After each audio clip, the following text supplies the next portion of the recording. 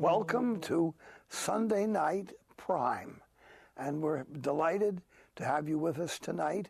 This is our second broadcast that we're having recorded so that we're not getting calls in the old days. It'll go right through our whole program. And we would like you to be sure to keep in mind that we're having a pilgrimage April 28th to May 3rd, and Father Scanlon of the university and myself will be leading a retreat, Wisdom of the Ages. And this is related to Franciscan University. Meet us in Washington, Philadelphia, Mount St. Mary's in Emmitsburg, and finally in New York, of all places. And you'd be surprised. There's about 6 saints that lived in New York. So we're going to introduce you to a lot of new things. Now, our visitors this evening are 2 of my oldest friends, Chris Bell and Joan Andrews Bell. We welcome them. And Chris has been working for years with our good Counsel Homes, and we're so very grateful to have you there. And Joan. Thank you, Father. For so many years, I would say at least 30. Oh, yes. At least 30. Yeah. And this is an extremely dedicated Christian family, and many people who work with them at Good Counsel Homes. And so tell us a little bit about a very successful and blessed Catholic apostolate for the poor. Well, last summer we had a mom who was not only pregnant and homeless but had a mental health problem, a severe psychiatric problem, and she was epileptic. She came to our home in August, was with us only 1 month, was not due for another 2 months, and she went into an epileptic fit. She had to be hospitalized and rushed to the most intensive hospital for pregnancy-related trauma in New York City, where they induced her labor. Her son was not breathing at birth, and they did eventually get him to breathe and to survive. She was in a medically induced coma for a full 2.5 weeks. In the meantime, we, at our home, contacted some relatives. We had to do a little investigation because she really didn't give us much information to go on. But we found relatives in Boston who rushed down to New York City to take care of her child. And when she was better and able to come out of the hospital, they offered her a place to stay too. She had become estranged from them over the last few years. And even though it was very traumatic and very frightening at times, God blessed everyone to bring a reconciliation to this family and also a healthy baby into the world. Well, Chris, it's obvious that you're talking about the poorest of the poorest of the poorest of the poor. You can't imagine anyone as that little baby having no possibilities of a human ordinary life. And yet, through your friends and her family coming to, now this little human being who has as much right as anybody else to have, hopefully, a decent life. Oh, absolutely. And it's really a gift from God to us to be able to work with the mothers and to offer them a place to stay and hope and help. And anyone in the United States who knows of a woman in a crisis pregnancy can call our 24-hour, 7-day-a-week hotline, 1-800-723-8331. Or they can just go to goodcounselhomes.org, and that's counsel, C-O-U-N-S-E-L, homes with the S at the end, .org, to find out more about us and to get help. You know, sometimes people get critical of the church and people in the church. They really don't help other people. Good Counsel has been doing this from the very beginning with the poorest of the poor. And I am so grateful to God that Chris and I have been working together.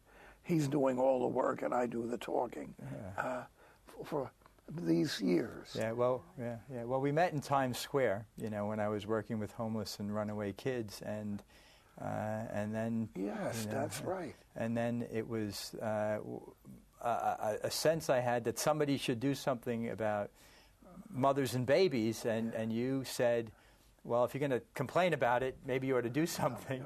And then you offered to help, which was more than just, a kick in the pants. It was also a helping hand, and it was your help and guidance that kept us going. That program that was in Times Square and in the city. Oh, Covenant House. Covenant House, yes. Yeah. And it still exists. Still there, taking in a lot of homeless and abandoned youth. It's such a great tragedy, as Mother Teresa said, in this nation, where we materially have so much that we are spiritually so poor. And her sisters, certainly do work with materially poor people, but I think it's the many, many people who offer to volunteer and who are spiritually connected with the missionaries of charity, as they are with the friars and the sisters of the renewal. And Good Counsel. And Good Counsel. That just is so helpful. Our audience tonight, I want you to hear this broadcast and ask yourself, religious, priests, lay people, friends, Protestants, Jews, Muslims watching the program, what does the Holy Spirit speak in your heart to ask you to do something, those who are in desperate need? Because they're all around. In middle America, in suburbia, you don't see them. Yes. But they're in a very cheap ride on the subway or the bus. You could find yourself with very poor people and in great need. Yes. And, when, Joan and I met, it was unusual circumstances, if you want me to explain that a little bit. Yes. My dear wife was peacefully protesting abortion and was arrested, and this was before Operation Rescue was very public or very prominent, and was given a 5-year jail sentence, which at the time was the longest term any pro-lifer had been given. And I got to visit her in prison at the encouragement of her sister. And through the grace of God, her sister said, why don't you bring her communion? I was a Eucharistic minister, as you remembered. But I didn't have a pyx, so I had to use a corporal. It's like, for those of you who don't know, it's like a napkin. And the pastor in Hoboken, where I was, said, you could do that. And I didn't realize that allowed me to walk the Blessed Sacrament through the metal detectors without being discovered. And in meeting Joan in a very small room, I said, I have the Blessed Sacrament. Would you like to receive? She said, that's wonderful. But if the guards see you give that to me, they might think it's drugs and arrest you. So I said, thank you. And then she said, when everybody stands up, I'll just kneel down. And I thought, they won't notice that, will they? But the angels must have blinded the guards, and she received. And that was our first face-to-face meeting. And how many years ago was that, Chris? It was 22. We've been married 19 years. 1988. And Joan is the biggest jailbird that I know. How long were you in jail altogether? Altogether, a little over 6 years. Over 6 years? Yeah. On the installment plan, as you would say. Yeah, a week here, a month there. And you were in jail for what? I'm trying to save the lives of little babies being scheduled to be killed. Can you imagine in the United States of America, the land of the free and hope of the brave, home of the brave, where you were imprisoned 6 years for protesting against abortion. Well, and today it's even worse because the federal government in the early 90s determined that anyone trying to stop an abortion peacefully will now be charged with a federal crime called FACE and would be given a minimum of a year, the first offense, plus you can be sued for treble damages. And if you did it 3 times, they'd put you away for life. And the government continues to protect the killing of children more than any other entity. It's a gross misjustice. And that's why right now in Congress is a debate to defund Planned Parenthood, the largest single entity aborting America. And our dear friend who recently died, Bernard Nathanson, he explained how Planned Parenthood and NARAL always misused the truth, always twisted the facts and tried to dissuade people from believing in the innocent and the humanity of the unborn. And last week on our program, we recognized Dr. Nathanson because he just passed away. Yes. He is a convert, Yes. and a physician and obstetrician, Yes. and an outstanding opponent to abortion. And yet, how many abortions earlier in his life did he He said that he either performed or oversaw 75,000 abortions.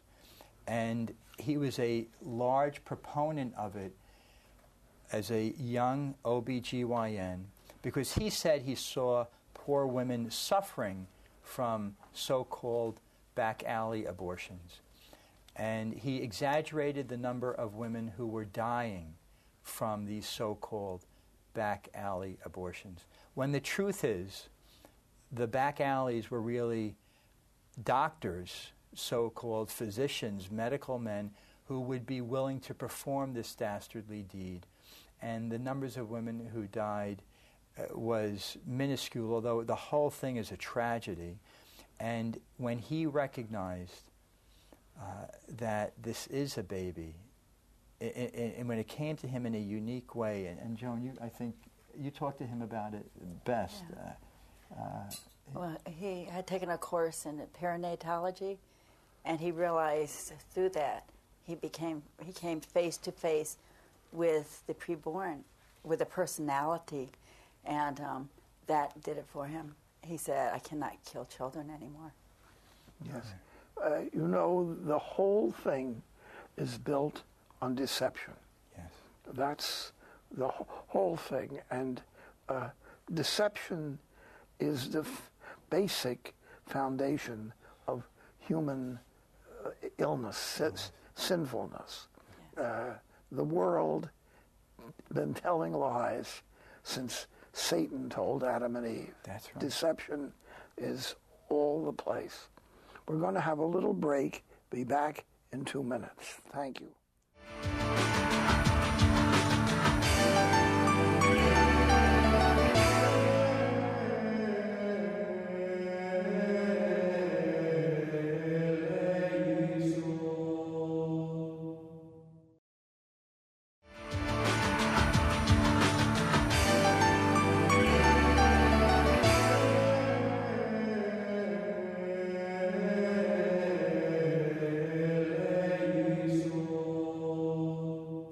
In the Scriptures, it has been made clear, both in the Old Testament and the words of Christ, and in St. Paul and others, that sin comes into the world by deception.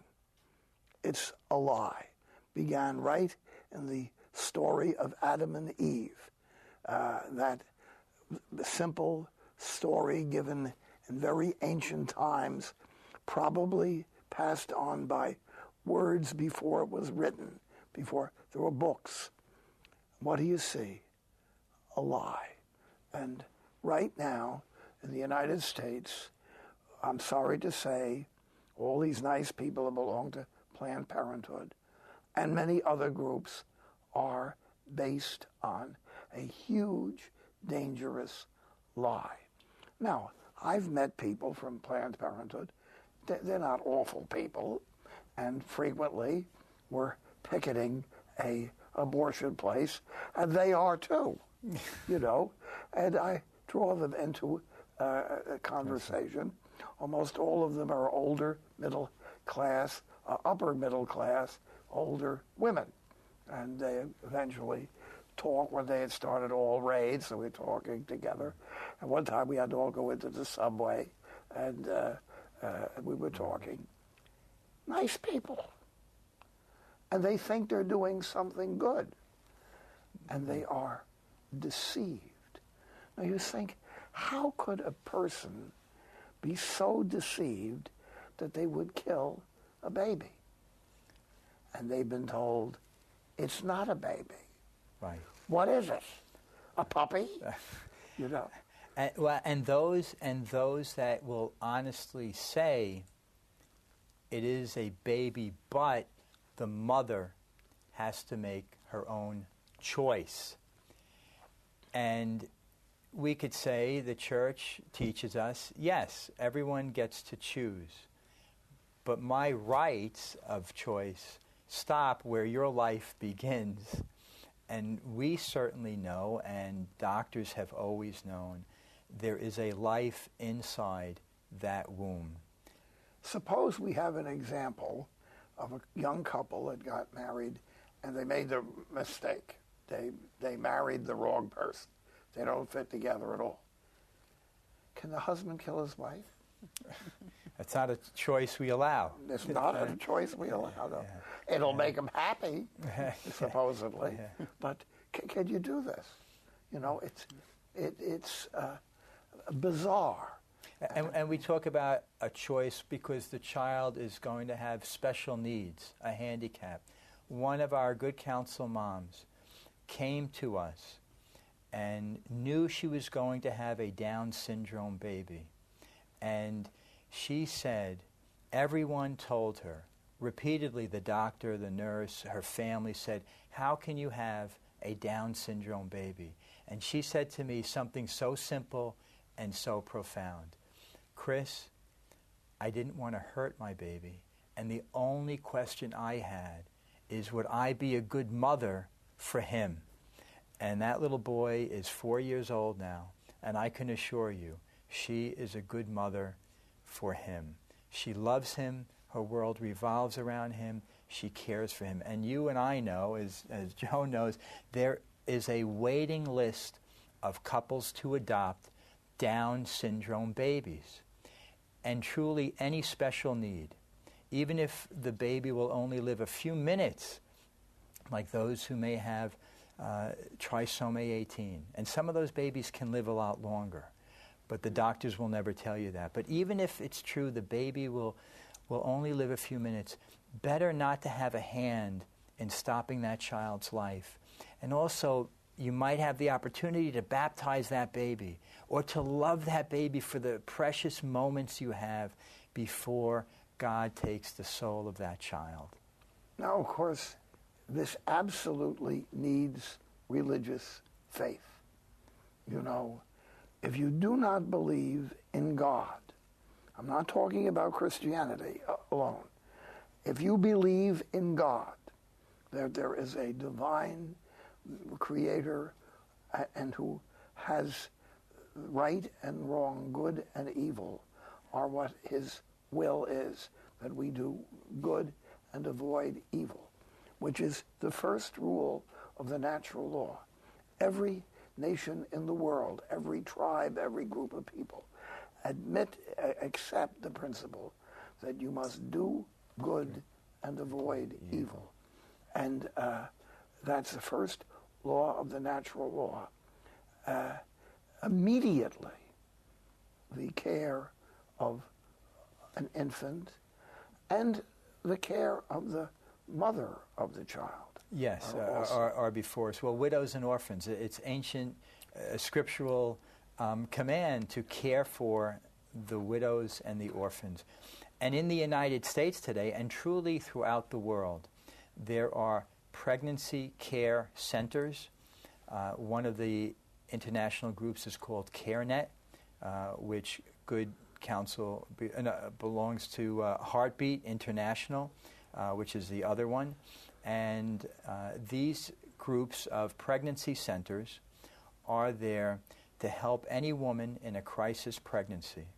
And as I said, they could also call Good Counsel or go to our website at goodcounselhomes.org or call our national hotline 800-723-8331, and we can refer them to local pregnancy centers.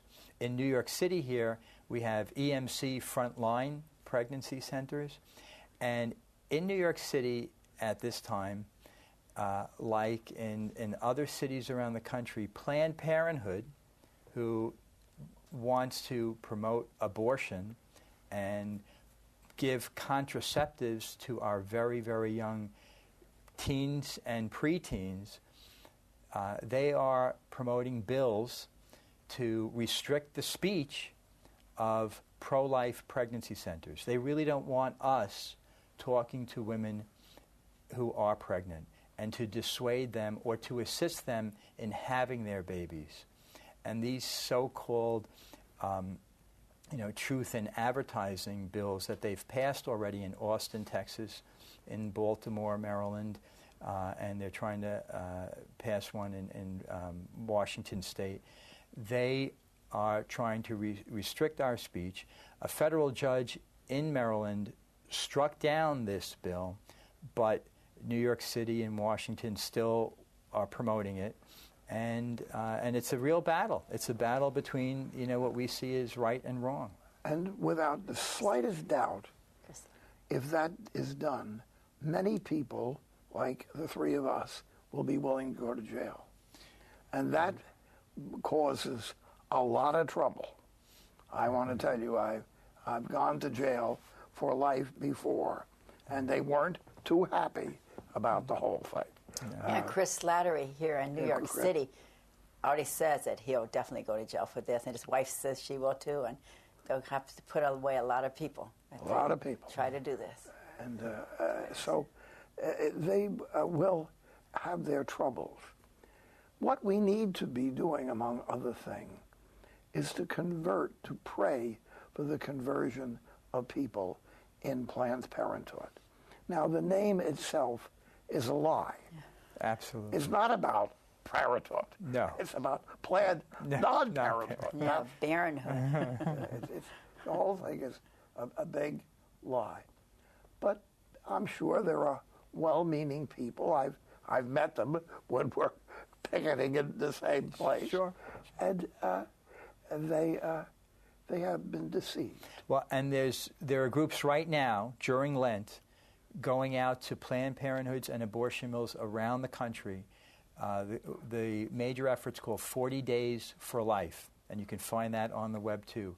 40 Days for Life. You can join up just by going on the web, find out where your local 40 Days for Life campaign is going on, and you can spend an hour a week or any of the 24 hours a day, because for all of Lent, there will be people there praying not only to dissuade women from having abortions, but for the abortionists. As our dear friend Dr. Nathanson had said, Bernard Nathanson, he said it was the love and the affection of pro-lifers which helped him in his conversion, and it really was the mercy of God, which he knew came to him through the Catholic faith, that allowed him to be baptized in 1996 on the Feast of the Immaculate Conception, and Joan is his godmother. Oh, is that so? Yeah, that's wonderful. I hope he gave a nice gift for his.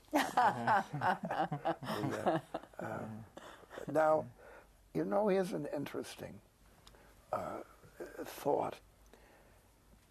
Here we are out there in front of the abortion place, and you've got the pro-life and the pro-death, if you will. And they're all nice people. These They go home. Some have families. Some are young students. They're working hard. And their goal, if you ask them about it, is that mothers have a right to choose. Right. But it's choosing death. Yeah.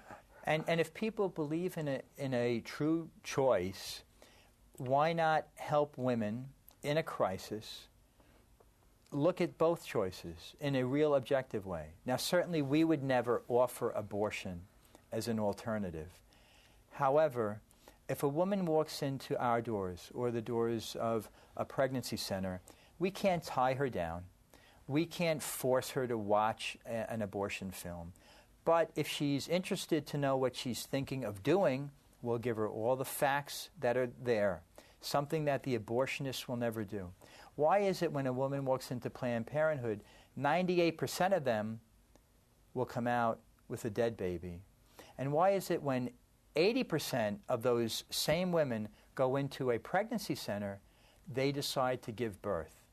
Because they're really given all the facts, and they're given some Christian charity, which we are just too willing and too happy to do. In any corner of the nation, really throughout the world, there are pro-lifers willing to help.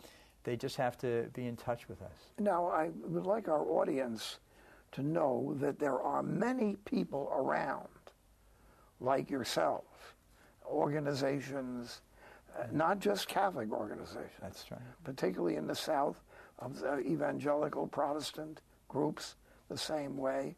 The Orthodox Jews, absolutely. What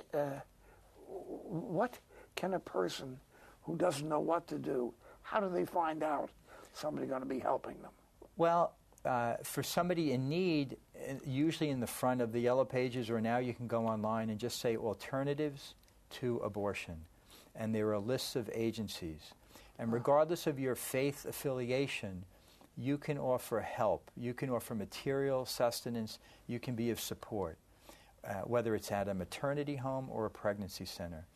And anyone of faith, of any faith, can begin by prayer and ask how God can lead them to assist others. And there are places that need support. There are places that need material help. And all of us need to get the word out to women who are in crisis pregnancies, in high schools, in college campuses. There are pro-chastity groups trying to teach young students that sex before marriage isn't really a positive, viable alternative. Just on a very human, physical level, that's not the right way to go. AIDS is still rampant. Sexually transmitted diseases are an absolute they're just rampant. So we can help educate and motivate and assist young people and older people for real help. And I think also someone who wants to join an organization with all the emails and computers today, they just type in pro-life, prolife.org or whatever. They should come up with whole bunches of pro-life groups that they can work with. Yeah, lawyers. Or just look in the Yellow Pages for pro-life, for a death camp, and just go out there and stand there, and some pro-life will come along and they can join that group. Or just pray. They'll find pro-life groups. For lawyers and doctors, right? There are National Americans United for Life. There are many legal organizations for life. There are doctors for life. There are pharmacists for life. And if we don't band together, we will always be under attack. So we have to work together. And they could email me if they go to goodcounselhomes.org. If they have a question or a comment, and I'll try to direct them to any way they want to go. And that's counsel, C-O-U-N-S-E-L, homes.org. I'd be happy to steer anybody in any direction. Now we've got to have a little break. This is also interesting, and we'll be back in 2 minutes.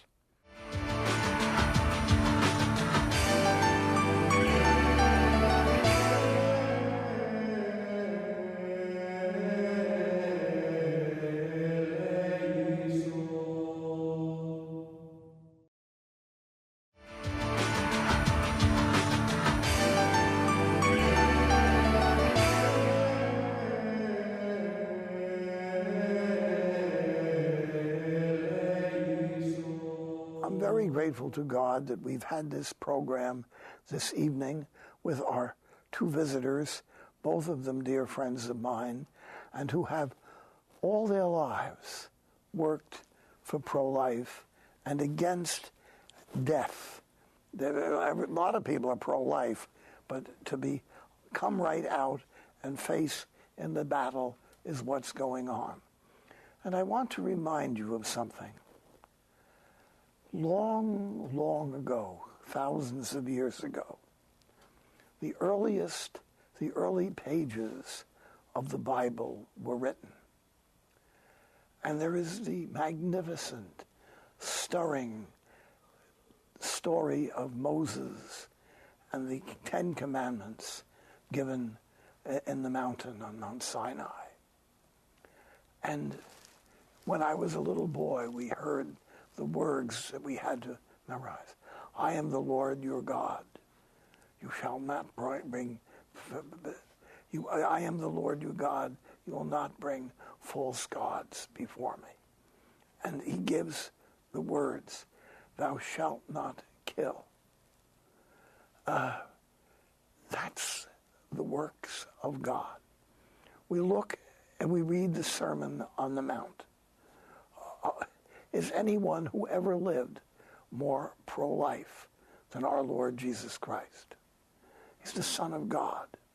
I am the way, the truth, and the light. He is the life of the world. If you're watching this program, if you're Jewish, Muslim, Christian, and if you went to the other religions of the world, like Buddhism, which has great respect for human life, you should then hear the voice of God speaking in your heart and in your life, because it is God himself calling us by human voices to have respect for life. And I'm very pleased that my friends, the Bells, have been able to bring this witness to our audience. Where do we go from now? What are we going to do? Well, blessed are the merciful, for mercy shall be theirs. And as our Lord taught us in that perfect prayer, forgive us our trespasses as we forgive those. None of us can stand up and say we're without sin or we don't need God's love and mercy. In fact, I think as you've taught me, the one word you need to know when you get to the other side is mercy. Mercy. And I think of those who are in need and those we call enemies, those who are opposed to life, particularly legislators and judges, lawyers who can be so vociferous and accusatory. My pity has grown and grows for them. And my prayers, again, as you've taught me, as Joan has taught me, prayers for their conversion and for my compassion to grow is essential to continue in the struggle to try to win over souls. There was an interesting experience recently of our dear friend Chris Slattery, who started EMC Frontline pregnancy centers here in New York. The New York City Council is trying to silence we who are pro-life and how we communicate with women who are pregnant and in need. They do not want us to talk to women they don't want us to talk them out of having an abortion, and they want us to really tell them that we don't do abortions and they should go somewhere who get an abortion. They should really stay away from us, is what they're trying to get us to say in so many words. And a girl who wanted to go to Chris Slattery's pregnancy center in Brooklyn, which is in the same building as Planned Parenthood, mistakenly went into Planned Parenthood. She thought it was EMC. And she walked in there, she was talking to them, and she was saying, well, I don't think I really want an abortion. And they were trying to talk her into it. They weren't giving her an option. They weren't telling her any facts. She says, wait a minute, I need some help in my pregnancy. They didn't want to hear that. So she really had to run out of there and find the right pregnancy center to get help, which shows the deception between the two groups. And we need to pray harder for those who are trying to deceive women, who are not trying to give them an honest assessment of their situation, which means, look, you may be in trouble. We've had a young teenage girl who was violated by a relative in her home. If she had been aborted, she would have been returned to that home, which happens almost all the time in this city and in cities throughout the nation. And the victimization continues. But because she gave birth in our home, she was able, through the DNA testing, to accuse the person who did this. Actually, she didn't even have to do it. The DA did. And as sad as the whole situation was, as terrible as it is, at least she was protected from further abuse. And there's a child in the world, an innocent child, who was not, evil to anyone. Even in that horrible situation where there's a rape, certainly we don't wish the mother any ill, but studies have shown the healthiest thing for that woman who has been violated, sometimes repeatedly, if she conceives a child, the healthiest thing is for her to give birth to that child. She may plan an adoption, or she may plan to raise that child, but at least she didn't have a hand in taking the life of her child. She wasn't violated a second time by an abortionist who ripped the life out of her child. And whether she has faith or not, God will bless her, and certainly her child. And I've met adults who were conceived in rape, yeah, and they're grateful to God that their mother gave them life.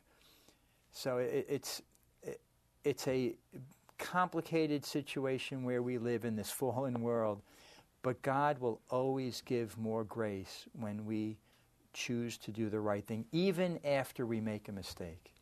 But again, your statement is, if you believe. You see, if there is no belief, or a country that puts itself forth to have no belief, like Nazi Germany, of the acceptance of abortion in Western civilization by a government was the Nazis. They were the first ones that ever pushed abortion. Do you know that?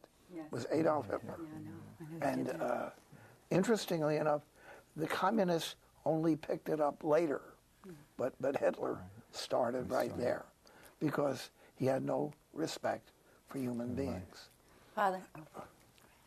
Please. No, I really liked when you said, where do we go from here? And I think when you have an atheistic country, which we basically are a post-Christian country for the most part, materialism is what we worship now, I think, and convenience and our selfish ways. I think by the witness of those who are willing to lay down their life, that is how conversion takes place. Jesus said, come follow me, to be other Christ. If our people are willing to really suffer, and we have many people in this country who are pro-life, if they can become pro-lifers, active, go out to their death camps, that not one child dies in private and just, where you don't know is taking place. You have an address, you have a place, you know where a child is going to be killed. So all of us, whether we have a group around us or not, can go to a death camp and pray for that little baby and his mother and father, pray for the conversion of our country, and to try to plead on behalf of that child with love and gentleness towards the mother and father, And by that act, and if they eventually start throwing you in jail for being there on your knees, praying for these children and loving these moms and dads, if they throw you in jail and others join you, the grace from that, the witness from that, almost like Gandhi did, where people came and were belligerent, eventually a nation says, this is too much, what's going on here? But if we stay silent and just stay in our own homes, it's good to pray in our homes and pray in our churches, but I think you have to come out to the streets, come out death camps, and be true visible witnesses for our country to radically see that this killing must stop. Well, you know, it's not a complicated thing to do. Saturday morning, a whole lot of people are going to the local mortuary. Stand out in front with a rosary perhaps in your hand and some material, and just walk up and to say to someone, I'd like to be able to offer you some advice and help to avoid taking your child's life. It's very easy, You can't arrest somebody for doing that. No, you can't. You don't have to get a bus full of people. No. Go down and do it yourself. And unfortunately, in more recent years, there is less public opposition. I don't know why. I think it's becoming accepted. What? The killing is becoming accepted. I see. You know, I think it really is. And even people who oppose abortion don't want to think about it. And that's why I think I believe God is raising up a nonviolent, holy army of people who are going to be willing to make the ultimate sacrifice. There's a group, a little apostolate starting called Gethsemane, and the people going into it are willing to spend the rest of their life in jail. And if they have to, they would actually be willing to die with the babies if someone's willing to take their life or in exchange for the babies. But I think more and more people who are willing to do that and say, like Lincoln said, this nation cannot stand with slavery, half free, half slave. When you get to that part in the United States, when we say our nation cannot allow the mass murder of our children, when that comes to that point, and there will be a dichotomy, a great dichotomy, but it has to come to that point that people are saying, no, we won't tolerate this anymore. And all of us have to make that stand. In Canada, there's a man named David Little. He says, I will no longer file my taxes. He was thrown in jail, and then eventually they let him out because they don't want that witness of him being in jail. Maybe they know God don't want that grace either. But by saying that, he said, for years and years, I prayed for the end to abortion while I was paying for abortions. I decided I can't pay for it anymore. How can I pray for it to end if I keep paying for it? I think in the United States of America and throughout the world, we have to stop paying for abortion. Even if they put us in jail, I will not pay a penny for abortion. It takes courage, it takes sacrifice, it takes trust in God that if I lose my job, if my money is taken by the government, if I'm thrown in jail, God will provide. I trust God. When we get to that point, we totally trust God. And Jesus, that's all he asks us. Trust in me. The reading as on Sunday yesterday was, don't worry about where your food's going to come from. You know, trust him. And the divine mercy, that's all of it is all about. Jesus, I trust in you. If we really live that, we can stop abortion. And through God's grace, we just have to say, no, we will no longer tolerate it. We won't pay for it. And when children are dying, we'll be there. Some of us will go in and block that door. We'll sit in front of, between the abortionists and the knives, the instruments of death, and the innocent child, and that poor distressed mom, and the deceived mom. Some of the moms are very deceived and want the abortion. Others don't want it, but they're being propelled by pressure from everyone to have the abortion because it's legal. When we have people willing to do that, God will intervene through that and sacrifice. a very simple question. Can you vote for a candidate who is pro-abortion? Oh, absolutely not. Absolutely not. No, that's a simple question with a simple answer. Well, but there's people that do. Well, there are, and we have to stand up against them. We have to tell them that. And Absolutely. I wanted to just address, it's not only people of faith.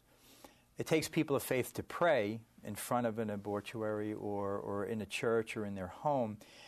But again, thinking of our dear friend who just passed away, Bernard Nathanson, when he had no faith and he was grieving the loss of the many abortions he performed and he oversaw. He was fasting. He was doing reparation. Certainly people of faith can consciously do that. And people of no faith can see objectively, you don't kill someone else. And if you're not sure even if the baby in the womb is alive or not, well, why take its life then if you're not sure? It's like shooting at an object in the woods. If you're not sure if it's a deer or a man, you don't shoot.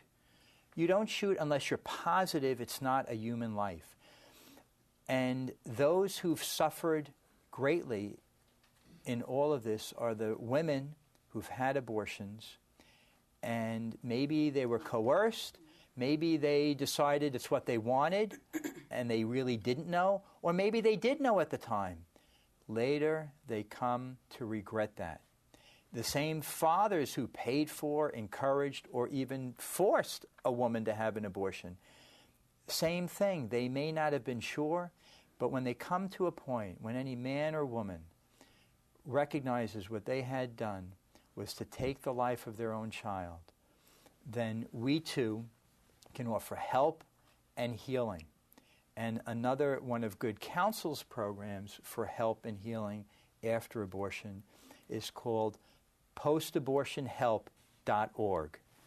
The name of the program is Lumina, meaning light, but you can go to www.postabortionhelp.org and confidentially and quietly find out more information about programs, about a hotline number, 877-LUMINA-1, and you can begin the road of healing and hope.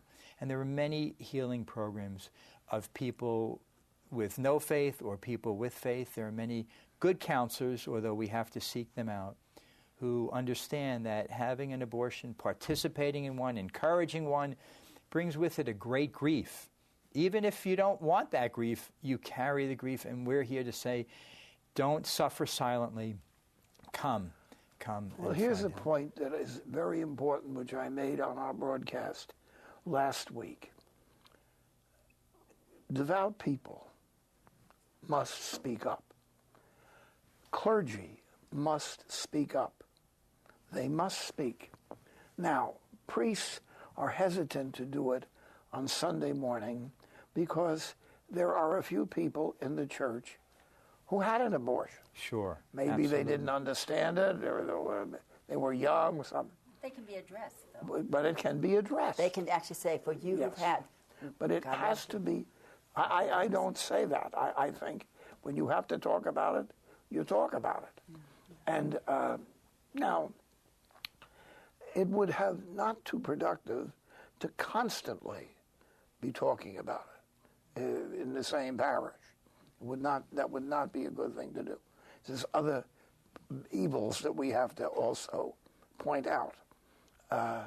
And at the time of our divine Savior, it was not common. Abortion was not. But his mercy is so great, yes, which was offered to everyone, whether it was the woman at the well or the woman who wiped his feet with tears. But it was not a subject. It was right, but his mercy shows us that no matter what the sin or the sinner did, mercy is there. If you've had an abortion, paid for one, his mercy is there. If you're in a troubled marriage or relationship or crisis pregnancy, his mercy and his help is there. And I think some people won't even know that they need to ask for mercy if they're not told what a great evil this is.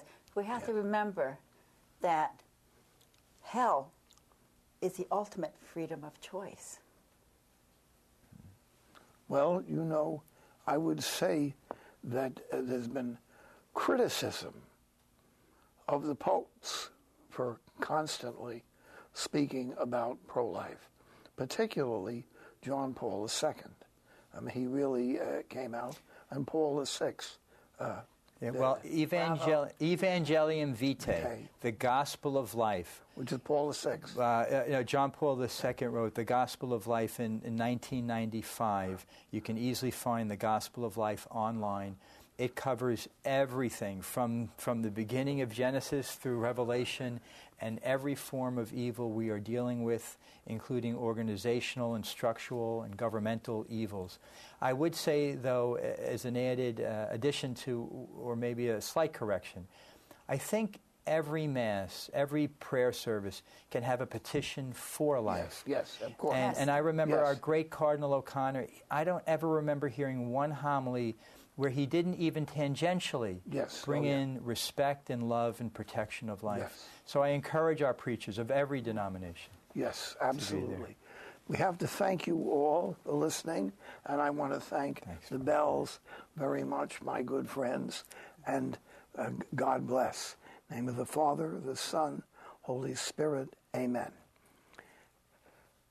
And don't forget, while you're working for life, you have to help EWTN, which is a powerful voice for life in America. So please send Mother Angelica a little bit of help. God bless.